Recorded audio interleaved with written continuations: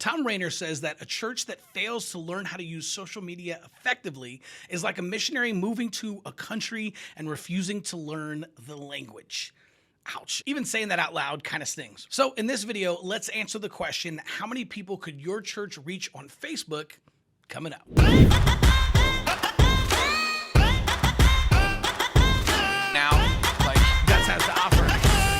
Hey, what's up, y'all? Welcome to the channel. Now, if you're new around here and we haven't met, what's up? My name's Chris Abbott, but all my friends just call me Abbo. Now, I'm the co-owner of Church Marketing University. I created this channel in order to bring you the best strategies, tactics, and ideas in order to be able to grow your church and make heaven crowded. So on today's video, what I want to do is I want to take a look at 3 different churches here and kind of answer the question, how many people could your church reach on Facebook? I know a lot of churches have a lot of different and a lot of passionate ideas about this. So let's talk about this in a really practical way, and let's take a look at 3 different churches, 3 different sizes that all have used Facebook in order to reach tons of people, to make heaven more crowded, and to ultimately grow their church. All right, so we're going to talk about a church of 350 that actually grew to 800 in only 4 weeks using Facebook. We're going to talk about a church of only 20 people that tripled their church in only 5 months using Facebook. And we're also going to talk about a church plant that went from 0 to 200 in only 5 months using Facebook. All right, so let's dive in. All right, so first up, we have a church of 350 people that grew to 800 in 4 weeks. Now, that sounds crazy. That sounds like hypergrowth, and it is, right? Let's kind of talk about that, what that looks like, and why would that type of growth be good or bad, right? So in this case, this was a church that had a lot of systems already in place, right? The church was 5 years old. They were actually a church plant. They'd been there for about 5 years, and they were moving from an elementary school to a high school. Same city, but they're moving across town. They're moving from one portable location to another portable location. And the pastor actually called me up, right? So we're friends. He said, "Hey, Chris, here's what I'm doing. I'm moving from, this school to this school. What do you think?" Right? And I said, "Well, I would actually do this, and this." Right? He goes, "Okay, man, thanks so much. Great." Right? Hangs up, calls me back, says, "Dude, I don't know how to do any of those things. Man, can you just help me and do them for me?" Right? So that's exactly what we did. Okay, so this was actually an 8-week Facebook invite campaign. So what we did is we actually ran Facebook ads for 4 weeks all the way up to the launch. And then we ran another comeback campaign in order to get people back in the door for the 4 weeks afterwards. We ran these for 8 weeks. We ran targeted Facebook ads. Now, it's important to mention this are not boosted posts, right? These are Facebook ads. So the two things, a lot of times churches will say, "Oh yeah, well, I use Facebook ads," but here's the difference. If you go into your Facebook page, right, and Facebook says, "Hey, this post is performing, 57% better than all of your other posts," why not put $20 behind it so it can reach more people, right? That's not a Facebook ad. That's a boosted post. Those are good to do from time to time, but boosted posts work better for reaching people inside your church, right? So if you're trying to let people inside your church know about your church picnic, or maybe an upcoming baptisms and baby dedication service or something like that, right? Something internal that you want to promote, the best way to do that is with a boosted post. Now, if you're trying to reach people outside your church, external communication, then the best way to do that is with a Facebook ad. So the way you do that is you actually have to go to facebook.com/ads manager if you want to run a Facebook ad, right? So 2 completely different things. All right, so we didn't do boosted posts. We did Facebook ads. We actually went in there. We dropped a pin on the location of the new school that he was going to, and we pulled out that pin. I think it was about 12 miles is what we did, right? So I just said, "Hey, what's driving distance of your church here in the city?" Right? He told me it was 10 to 15 miles, somewhere in there. I think it was about the 12-mile mark. We set it to 12 miles, and then we ran these Facebook invite ads to every single person within driving distance of his church. So for 4 weeks, we talked about the launch and we hyped it up, and then we sent people to go from Facebook to a landing page on his website where they could plan a visit for the grand opening. So it's an important distinction that we didn't send people to the homepage, right? And the reason is most churches' homepage is kind of a hodgepodge of everything that's going on. So if you look on there, usually there's links to anywhere from 5 to 25 different things that you can click on the homepage. A landing page is different. A really good landing page talks about one thing and has one call to action. For example, something like a plan your visit page, right, would be a great landing page example, right? This is a page that all it does is talk about planning a visit to your church, and there's only one call to action that people can click on that page, and it's plan your visit, plan your visit, plan your visit. Always like to make that distinction when we're talking about landing pages. We're not just talking about an existing page on your website, and we're definitely not talking about your homepage. We're talking about a dedicated landing page that talks about one thing and has one single call to action. So in this case, we talked about the grand opening, gave all of the details of what people need to do, and then we gave them the option to plan a visit to the grand opening. So it was actually a 4-step funnel, and it looked like this. We had a Facebook invite ad that ran to a landing page where people could plan a visit, and then we plugged them into a follow-up system after they came. Facebook ad, landing page, plan your visit, follow-up system. That's the 4-part funnel, and that's kind of the basic 4-part funnel that I use for any type of invite ad campaign. So we ran those for 4 weeks all the way leading up to the grand opening, and then for the 4 weeks after, and this is the part that most people forget about, right? Like this is why a friend of mine actually calls this splash marketing. Shout out to my man, Pastor Stephen Earp, who calls this splash marketing. I love that idea. I love that term, right? It's basically saying what happens is most churches come in and when they make like a big splash at Christmas, they make a big splash at Easter, maybe a big splash at back to school, right? But then the rest of the year, you don't hear from them, right? And this is one of the biggest problems, right? You need to not only promote like your new sermon series or your event or your grand opening or whatever it is, but you also have to keep running ads to get people back in the door. So at Church Marketing University, one of the principles that we talk about a lot is kind of this marketing plus 4 weeks. So whenever you're trying to get people to a certain thing, you always have to look at the 4 weeks afterwards as well, because you have about 4 weeks to get people plugged in, statistically speaking, before they kind of like lose interest and stop showing up, right? So there's this magical 4-week period that you have once somebody visits for the first time to get them plugged in. So it's really, really important. So then after the grand opening, we ran ads inviting them out to their sermon series, and we customized those. Every single Monday, we would swap out new ads to promote that Sunday sermon series, and we did that for 4 weeks. So 4 weeks leading up to the grand opening, we promoted the grand opening, and we sent people to a plan your visit page where they could plan a visit for the grand opening.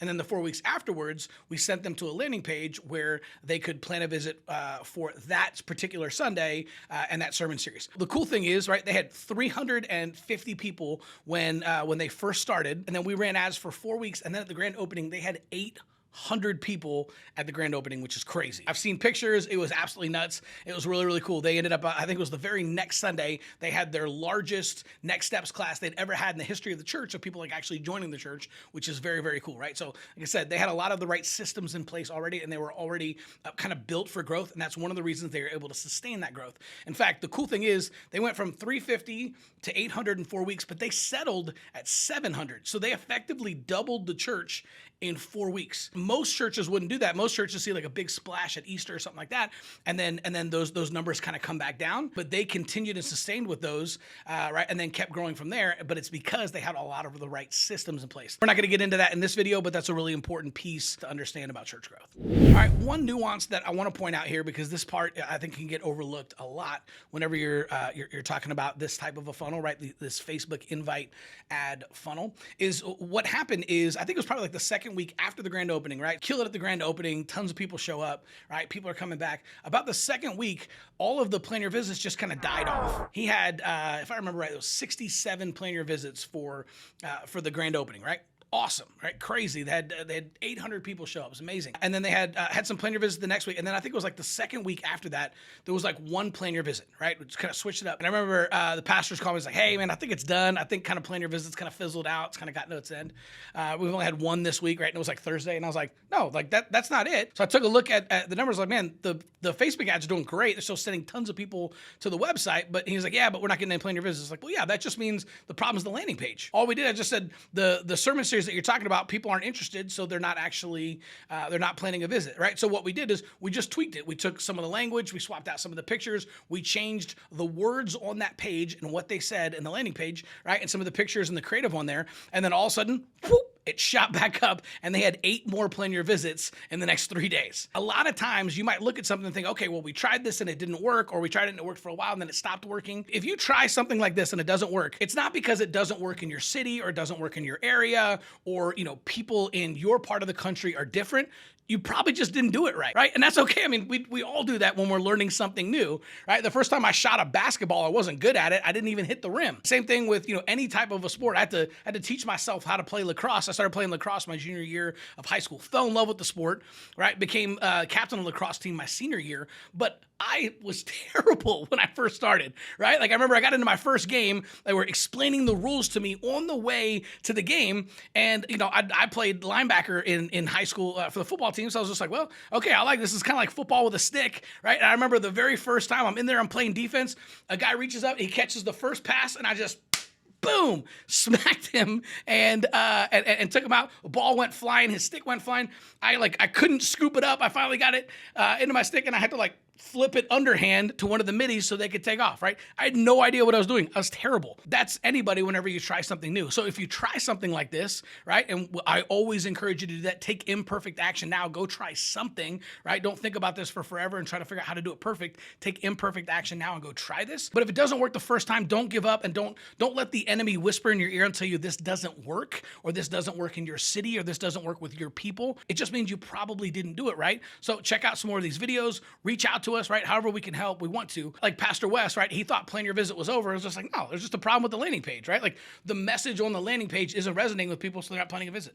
Easy. We changed it. Boom, 8 Plan Your Visits in 3 days, and it started going like crazy again. Okay, it's that easy. It's simple. It's not easy. All right. So the second church was a church of 20 people that tripled their church in only 5 months. Now this is they used Facebook for this, but it was actually a different strategy. So if you guys have been watching the channel for a while, you've heard me talk a lot about Facebook prayer ads. That's exactly what this church did. They had 20 people in the church, right?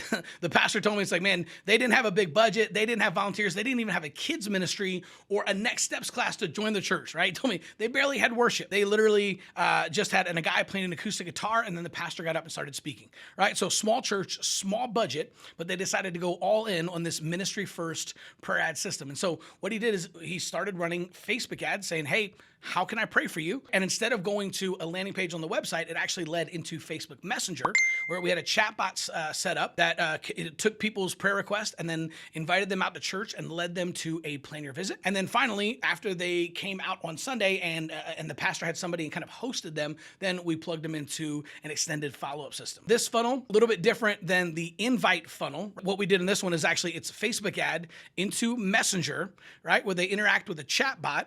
It leads them to Plan Your Visit, and then we put them into a follow-up system. Okay, so this is actually a 5-step framework, right? The result of this 20-person church is in 5 months, they ended up having 1,892 prayer requests. Yep, just shy of 1,900 prayer requests, and they had 209 new families that planned a visit to their church. So they ended up tripling the church. They outgrew their building. I think they finally launched a kids ministry, which is awesome, right? Incredible pastor, incredible vision, and some incredible people. That's the power of doing ministry first, right? So still using Facebook ad, but we're using it in a completely different way, right? The first one is just kind of the law of large numbers. We're inviting tons of people to church, and a bunch of people, came out. And the second one, we're actually using Facebook for ministry instead of marketing. It's a completely different funnel and massively effective. 2 different strategies, but it's still a way to use Facebook in order to reach people for Jesus and ultimately get new Sunday morning visitors. Okay, before I get to my last church, make sure that you like this video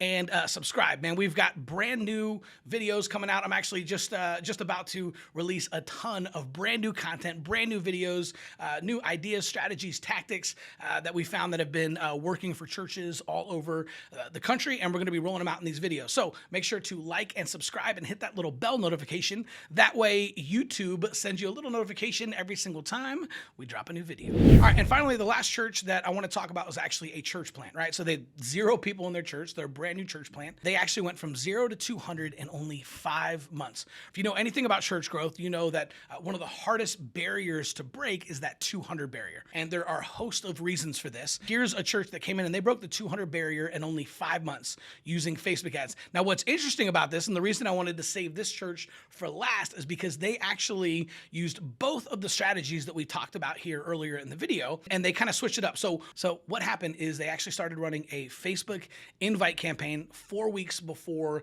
their very first service. It was the exact same funnel that we were talking about earlier, Facebook ads to a landing page where they could plan a visit and plug them into a follow-up system after they show up. And what we did is, just like the grand opening, we actually set all of those ads for people to be able to plan a visit for the very first service. So 4 weeks leading up to that launch service. And what was cool is they actually ended up having 107 plan your visits for that launch service, right? Pretty awesome. On launch day, after 4 weeks of Facebook ads, 107 plan your visits, they had 333 people show up to their very first service, right? Awesome. But again, we didn't want to forget about those people, so we kept running ads, and we actually stepped on the gas and went hard in the paint after the launch, right? That's the place where a lot of people forget to continue inviting people to church, right? We still need to invite new people, and we need to invite all the people that came out to the first service and get them back again. So if you know anything about church planning, you know that typically what happens is you try to have a really big first service, because the next week you're going to have about half that, and you're going to settle at about half that. So if a church has a big launch and has 200 people at their launch service, right? The next week they'll have about 100 people, and then they'll settle at about 50 people, right? And you basically can never do that over again. So that's why it's really important to have the biggest launch possible. So they had 333 people at their first service. They should have had about 150, 160 the next week, and then settled at about 75, 80, but they didn't. This church literally ended up settling at about 150, and then they just continued to grow from there, and they broke through 200 by the time the summer hit, right? So 5 months in, they'd gone from 0 to 200. But here's what's interesting, right? So they launched at the end of January. For 4 weeks, ran a Facebook invite campaign about the launch. Then after they launched, we switched over to another Facebook invite campaign. We swapped out the videos every couple of weeks and just continued to invite people out to church and this brand new church plant that was brand new to town, right? And we continued to do that. So for all of January and all of February, we used an invite funnel. Then in March, for the 6 weeks of March and April leading up to Easter, we actually switched over to the prayer ads. The prayer ads funnel that we talked about, where you're running a Facebook ad into Facebook Messenger, right, with a chat bot that leads to plan your visit, and then we plug them into a follow-up system after they come. That's what they did for those 6 weeks leading up to Easter, right? And so check this out. This is pretty cool. They ended up having 984 prayer requests. In 6 weeks, they had 984 prayer requests and 111 plan your visits for their Easter service. They ended up having a total of 365 people at their Easter service, blew the doors off out of the water, did an incredible job. And then again, we didn't just leave it at that. After Easter, we switched back to Facebook invite funnel, and we started running ads again for all of the rest of April, May, and June, continuing to invite people out to church. That's how this church plant went from 0 to 200 in only 5 months. They spent 4 weeks running Facebook invite ads, leading people out to the launch. Afterwards, we continued to run Facebook invite funnel to get people back in the door. Then 6 weeks leading up to Easter, ran the Facebook prayer ad system. And then after Easter, switched back to a Facebook invite campaign and continued to run that for the next couple of months. And that church went from 0 to 200 people every single Sunday within 5 months of planning their church. Pretty cool. All right, so if you guys like this video and you're interested in learning more about these strategies, we actually have a couple of scholarships available for Church Marketing University. If that's something that you're at all interested in, you can head over to churchmarketinguniversity.com/scholarship. Depending on your church size, your budget, and kind of your unique situation, you can get a scholarship for up to 90% off. So if you want our help, some of our coaching videos, and even our templates, some of our Facebook funnels, then go head on over to churchmarketinguniversity.com/scholarship, or click on the link in the description below, apply for a scholarship, and we'll see what we can do for you guys. All right, so that's it. Whatever it is, man, take imperfect action now. Man, keep praying, keep growing as a leader, and let's make heaven crowded. We'll see you soon.